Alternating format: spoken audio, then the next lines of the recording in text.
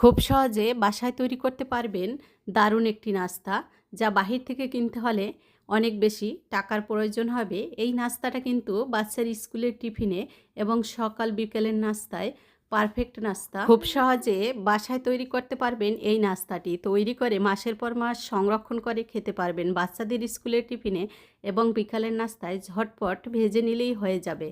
চলুন তাহলে দেখে নেওয়া যাক ঝটপট কিভাবে এই নাস্তাটি তৈরি করবেন। প্রথমেই আমি একটা প্যান নিয়ে নিয়েছি, এর ভিতর দিয়ে দিব আমি 4 টুকরা মুরগির বুকের মাংস। এখানে আমি অনেকগুলা বানাবো, যেহেতু সংরক্ষণ করব, তাই আমি বেশি করে মুরগির মাংস নিয়েছি। আপনারা একবেলা খাওয়ার জন্য, মানে একবেলা নাস্তার জন্য 1 টুকরো মুরগির মাংস 2-3 পিস আলু দিয়েও বানাতে পারবেন। এখানে আমি বেশ কিছু আলু দিয়ে দিয়েছি, আলু, মুরগির মাংস এবং দিয়েছে আদা রসুন পেস্ট এবং গোলমরিচের গুঁড়া।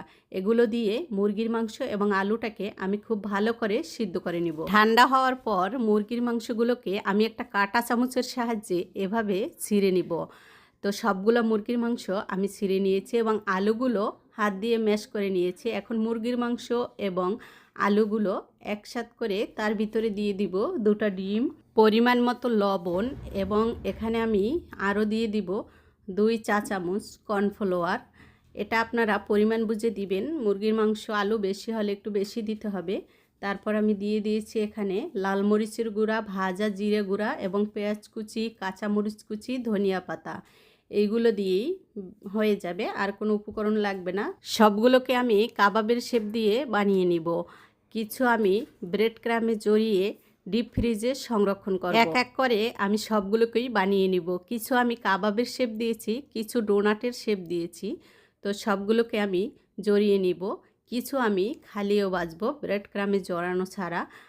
চাইলে আপনারা ব্রেড ক্রাম হাতের কাছে না থাকলে শুধুও বানাতে পারবেন। আমরা কিন্তু প্রায় সময় এভাবে শুধুই বানিয়ে খাই। সব সময় তো আর ব্রেড ক্রাম হাতের কাছে থাকে না, শুধু বানালেও কিন্তু অনেক বেশি মজার হয়। তো আমি এখানে একটা ছড়ানো পাত্রে কিছু বানিয়ে নিয়ে নিয়েছি। এগুলোকে আমি ডিপে রেখে দিব 2-3 ঘন্টার জন্য। একটু শক্ত হয়ে এলে বক্সে ভরে অথবা পলিথিনে মুড়িয়েও রাখা যাবে। তো আমি এখানে খাওয়ার জন্য কিছু ভেজে নিব। তো 2টো আমি ডোনাটের শেপ দিয়ে ভেজে নিয়েছি, আর 2টো আমি কাবাবের শেপেরগুলো ভেজে নিব, আর সবগুলোই আমি খালি ভেজে নিব। যেহেতু যেগুলো আমি বাচ্চাদের টিফিনের জন্য সংরক্ষণ করেছি ওগুলো আমি ব্রেড ক্রামে জড়িয়েছি, আর খাওয়ার জন্য যেগুলো ভেজেছি তো খালি ভেজেছি। এটাও কিন্তু খুব বেশি মজার হয়। 2 রকমেরই আমি ভেজে নিয়েছি। আমার বাচ্চারা তো এটা খুবই পছন্দ করে, আমারও এটা খুব পছন্দ। আপনারাও বাসায় বানিয়ে ট্রাই করতে পারেন। আজকের ভিডিওটি এ পর্যন্তই। সবাই ভালো থাকবেন। আল্লাহ হাফেজ।